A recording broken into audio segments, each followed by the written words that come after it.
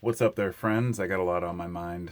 Hopefully, I can convey everything without coming across as ignorant or arrogant or pretentious or any of the above or below. Uh, I'm making a podcast and I'm going to be doing a video version of this for YouTube. And for those of my subscribers, know that I don't do any editing, censoring, silencing, so this will be my raw thoughts on these topics. And with that, I should just get started without rambling too much in the video version, since I'll be making this as well. So, hello, my friends, and welcome back to 15-Minute Free Thinking with me, Carpo. And once again, I'm here to ramble on about a few different topics that I found to be important. One of these being freedom, and the question of what is freedom, and the other question of what is in the interest of the greater good? What is a greater good? And I'm armed with a couple pages I'd like to share with you, but generally, as usual, this is off the top of my head. When I first started making podcasts and back in my early days of YouTube, I decided that it was really important to have cited statistics, facts, links, things like that. You don't hear much these days about give me a link or provide the evidence. And I think the reason for this is multifaceted, but most of all because nobody trusts anything anymore on the internet. We can only trust individuals' judgment and their character. And I'd like to think that when I come out in front of you all and I talk about a topic, that you believe that I'm being honest with you to the best of my ability, and that I'm not researching with a biased mind. That said, I'm still a human. Pardon me. Like I said, unedited. But today I'd like to ask you a couple questions. First off, the first one is about freedom. What do you think it means to have freedom? And it's something I've wrestled with for quite a while, and the reason why I tied in that other idea of the greater good is because we are often told that we need to curtail our personal freedoms in order to improve the greater good, for the greater good of society. And I'm sure you can think of plenty of examples, and I realize most people instantly think I'm talking about the current pandemic, and in a way I am, but this goes far beyond that. This goes back to military service, things like this. Sacrificing your life for your country, things along the line of, sacrificing for your business or for your children or for your future, and then realizing maybe it wasn't what you thought it was. So first off, let's define freedom. And it's funny because even looking for a definition, you have to figure out which dictionary is changing definitions or biased, because that's an actual issue now. Everything is so politicized, even definitions are changing.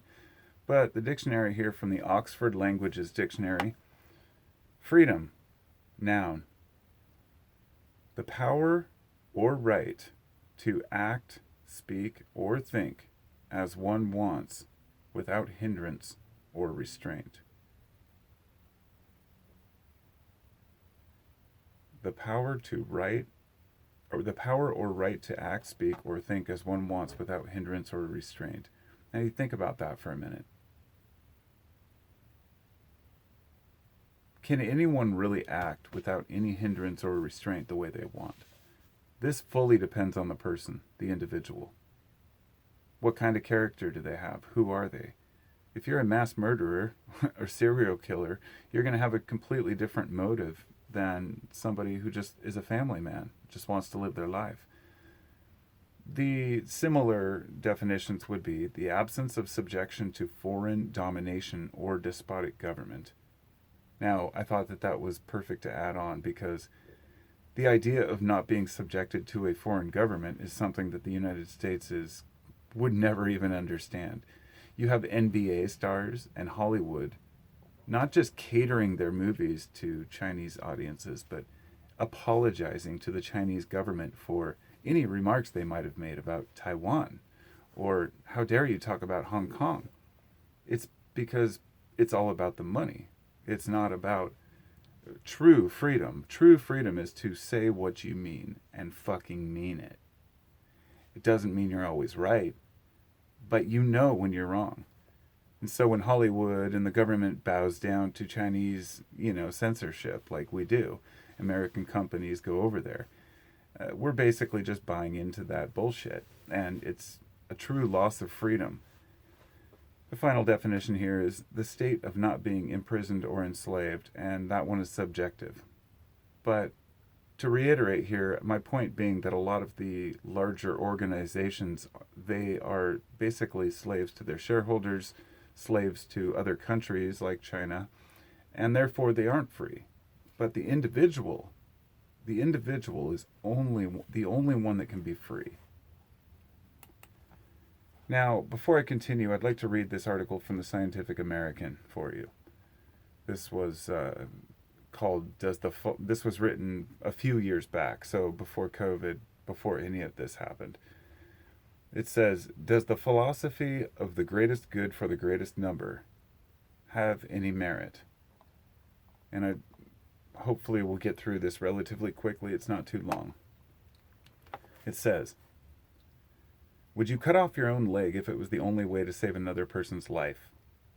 Would you torture someone if you thought it would result in information that would prevent a bomb from exploding and killing hundreds of people? Would you politically oppress a people for a limited time if it increased the overall well-being of the citizenry? If you answered in the affirmative to these questions, then you might be a utilitarian, the moral system founded by Jeremy Bentham, 1748 to 1832, and encapsulated in the principle of the greatest good for the greatest number. Modern utilitarianism is instantiated in the famous trolley thought experiment. You are standing next to a fork in a trolley track and a switch to divert a trolley car that is about to kill 5 workers unless you throw the switch and divert the trolley down a side track where it will kill 1 worker. Most people say that they would throw the switch, kill 1 to save 5. The problem with utilitarianism is evidenced in another thought experiment. You are a physician with 5 dying patients and only 1 healthy person in the waiting room. Would you harvest the organs of the 1 to save the 5? If you answered yes, you might be a psychopathic murderer. And it says, it goes on to have this other quote. I'm going to skip past. It says, the cheeky reference to Immanuel Kant sets up the counter to utilitarianism in the form of the German philosopher's categorical imperative, in which we can determine right and wrong by asking if we would want to universalize an act. For example, lying, even in limited cases, is wrong, because we would not want to universalize it into lying in all instances, which would destroy all personal relations and social contracts. In the physician scenario, we would not want to live in a world which you could be plucked off the streets at any moment and sacrificed in the name of someone else's idea of a collective good. Historically, the application of a utilitarian calculus is what drove witch hunters to torch women they believed to cause disease, plagues, crop failures, and accidents. Better to incinerate the few to protect the village. Yet if you live in Syria, a band of ISIS thugs knocks on your door demanding to know if you're hiding any homosexuals they can murder in the mistaken belief that this fulfills their word of God. And you are, few moralists would say, you would object to you lying to save them. In this case, both utilitarianism and Kantian ethics are trumped by natural rights theory, which dictates that you were born with the right to life and liberty of both body and mind, rights that must not be violated, not even to serve the greater good or to fill a universal role. This is why, in particular, we have a Bill of Rights to protect us from the tyranny of the majority, and why, in general, moral progress has been the result of the idea that individual sentient beings have natural rights that override the moral claims of groups, tribes, races, nations, and religions. And I thought that was a fantastic article. Very short. I skipped past some of it, but in the modern day, we are basically, it's a coerced, and coercion is something that has come up more and more. The definition being coercion, the practice of persuading someone to do something by force or threats, which is something that we're seeing right now in the kind of authoritarianism that we have, that's being supported not just by those in power, but by those who watch too much media and believe that they are in the right. This righteous attitude of, you should do this because I do this. And science has taken a back seat. Now let me get back up for a minute. When we're talking about Kant and various philosophers, we can't forget to talk about Huxley and Orwell. And Aldous Huxley wrote Brave New World, George Orwell, 1984, basically on his deathbed. Now, the difference between these two philosophies was in the Orwellian future. We were all being watched by Big Brother through our televisions, through our stereos, through everything. And we had doublespeak. We were forced to talk in certain ways. But it was kind of a dystopian future, a little bit more gray, for lack of a better term. Whereas the Huxley version in Brave New World was a future that was loaded with technology, comforts, and especially a particular drug which was called soma. Now, soma was defined in the book as the ultimate drug, I guess. The one drug to rule them all, if you will. And I'd like to read you this other clip, which is about Aldous Huxley. And it says, Aldous Huxley foresaw America's pill-popping addiction with eerie accuracy. And it goes on to talk about the Brady Bunch. It says, and this is what was fascinating to me, it says, while it would have been completely unthinkable for Mike and Carol Brady to light up a joint or get rip-roaring drunk on screen, the very first episode of the first season of the Brady Bunch in 1969 unproblematically opens with the couple, the very paragons of middle America morality, casually popping pills on their wedding night, taking a couple tranquilizers to calm their prenuptial jitters. When Mike complains to Carol that he's nervous about their impending ceremony, she immediately replies that he should just take a tranquilizer, presumably a Valium, diazepam. Then when he responds that he already has, she nonchalantly tells him to take a second. Now, it goes on to talk about how these types of shows normalized the use of antipsychotics, various pharmaceuticals, tranquilizers, painkillers, which led into current epidemics like the Sackler family and OxyContin and all the various problems we've had from this. And I think the reason this is important and why I'm talking about it is because these drug situations relate to our overall health, but a lot of them are promoted because it's just easier than really looking at the underlying problems, which is the biggest problem with the soma. It was something that was supposed to make you feel good, feel confident, content, not worry about things. And that's probably why Valium was so readily available and, approved of by so many doctors and people. But the fact that it was in the media, that's nothing surprising. But back to Huxley and Orwell. Authoritarianism was something that was rampant in both of these stories. And the thing about soma was that we choose it. We chose our own slavery. Nobody can force you to take a pill in the modern day, but we do it. And I'm not just talking about tranquilizers themselves or benzodiazepines. I'm talking about a whole variety of pills, literal pills, as well as overeating, overindulging, not treating ourselves correctly, and basically our own choice of ignorance, if you will. Compelled speech. Censorship being embraced by the individual. It's something we have actually chosen for ourselves. So the Orwellian future was more about, in this case, we have chosen the simple life. We've taken more of the soma approach. So it's much more Huxley-like, if you will. And one of these key features to this is the ridicule of those who are impure or the unaware or in this case, maybe the unvaxxed, whatever you want to call it. We always have a way to divide society and think that we're superior and others are wrong. And it's unfortunate because when you embrace censorship and you trust authority blindly, you get to the point where terms like follow the science cease to have any real meaning. And let me give you an example. Every discussion I've had with people over the past year or so, when I've said, well, I found this in a science journal, it was really interesting, they'll say, people will ask me a question like, well, if you're going to make this claim, you should back it up with, a quote credible source. When you give a person a credible source, they completely leave the conversation. There's no discussion about it.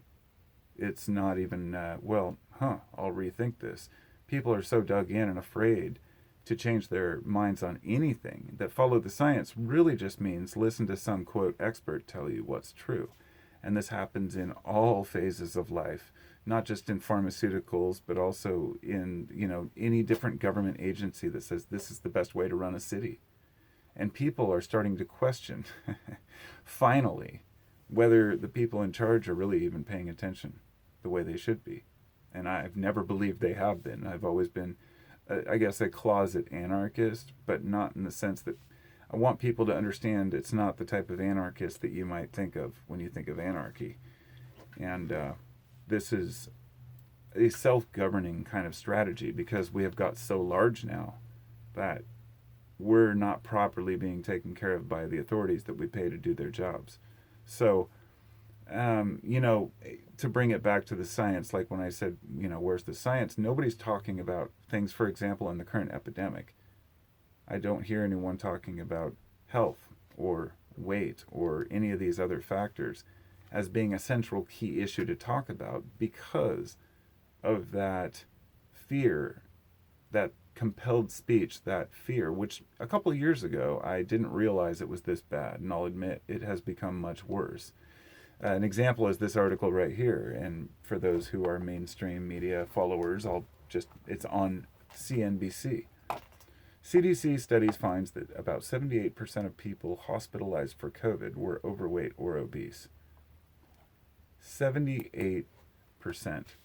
So we're talking about 4 out of every 5 people has a weight problem. Well, I'm not picking on the overweight. I'm saying this country has always had a lot of issues.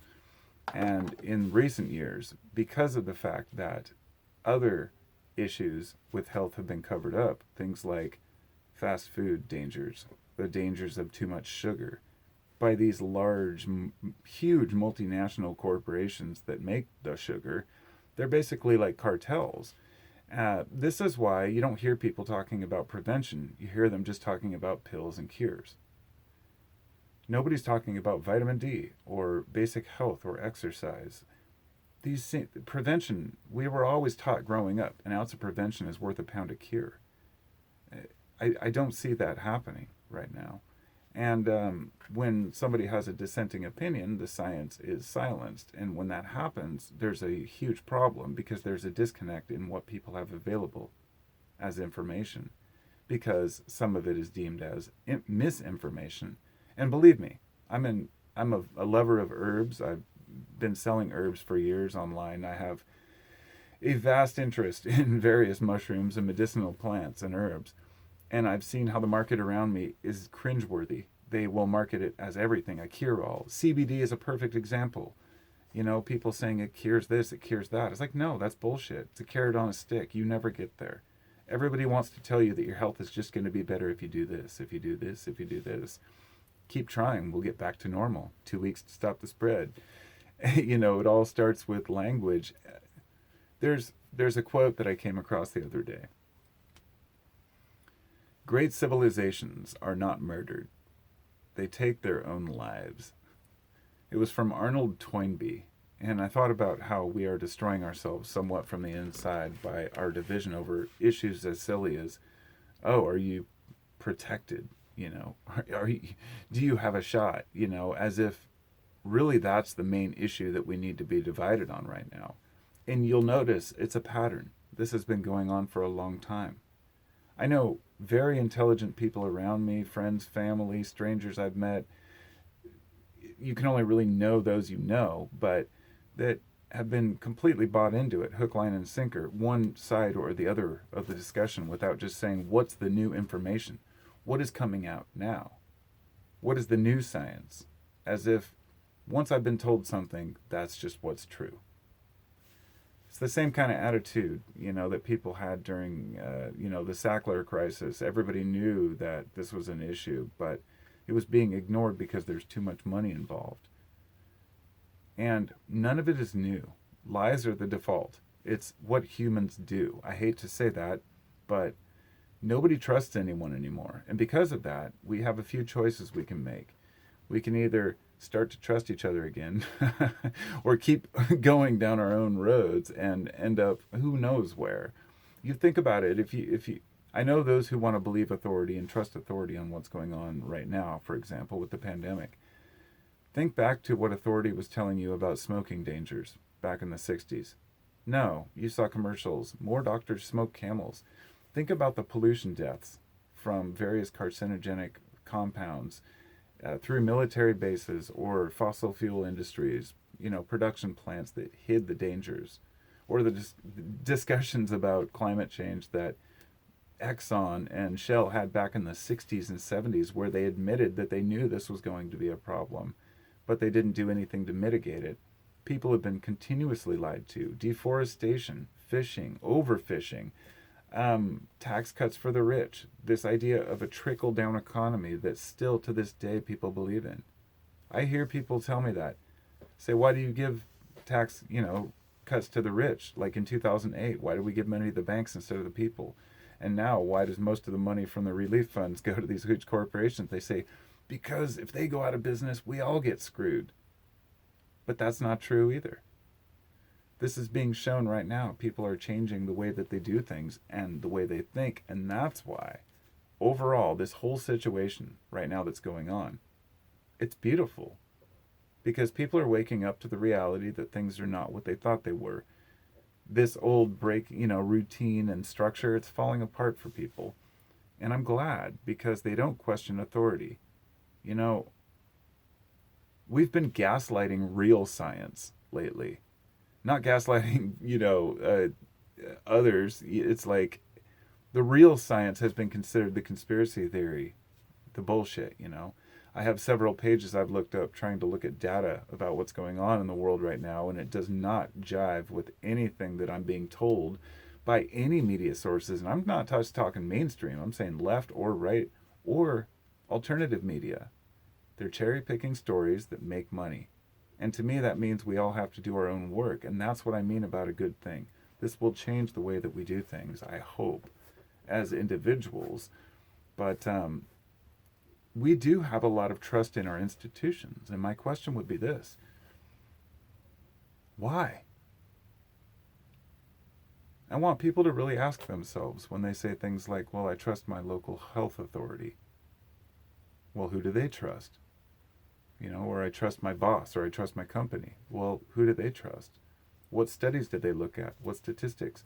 We can cherry pick data for anything now. We can be biased on any subject and have all the answers, but we're usually partially wrong. And if we can't discuss that with each other, there's no answer. So as I've changed my mind through the pandemic, for example, on a lot of things, I try to talk about this with a lot of other people who we used to agree, and I say, well, look, I've discovered this now, and this isn't actually what I thought. They'll say, conspiracy theory. And then I talk to a lot of other people, at least a dozen others who have had the exact same experience. And so each generation faces some sort of a challenge like this. And even though they're all different, they're mostly the same. I mean, a lot of it kind of follows the same pattern. We find a threat, and then we blame the wrong people for it, right? Or that we made a mistake and we can't admit it. We're just now admitting that that there were no weapons of mass destruction, or there was nothing to go into the Middle East for. We know it was about oil and profits. It's always been about money. But the American people took it. Hook, line, and sinker. And I knew friends who were very smart people who believed it. And I asked myself, did they really believe it? At the time. Did they really believe that going in there was the right thing to do? And a lot of them have admitted that they didn't really want to do it. They just kind of felt pressured. And I think the same thing's happening right now. A lot of folks don't want to admit that there's some shady shit going on because in a situation, a worldwide pandemic is being taken advantage of by people with wealth. If you look, $2.2 trillion has been transferred to the richest billionaires, like the 5 or 10 richest billionaires in this country. It's insane how much money has been pushed around right now. And we've seen enough of these. I don't know if you've seen the compilations of media all parroting the exact same line. But this is so common now that there are literally dozens of news stations that all say the exact same thing. Whether it's Sinclair or someone else, people are sent these, speaking pieces that they're forced to say and recite online to cause either fear, confusion, or panic, but usually it's to kind of ease these doubts people have about whether they're being told the truth. And because of this, whether or not they're, whoever is making a claim is right or wrong, when you censor any information and you only parrot one side of something, all it does is causes more suspicion.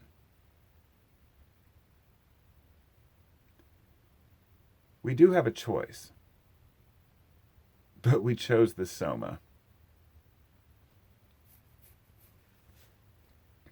Something I've found is that waking up is extremely painful, and I don't mean that in a woke sense.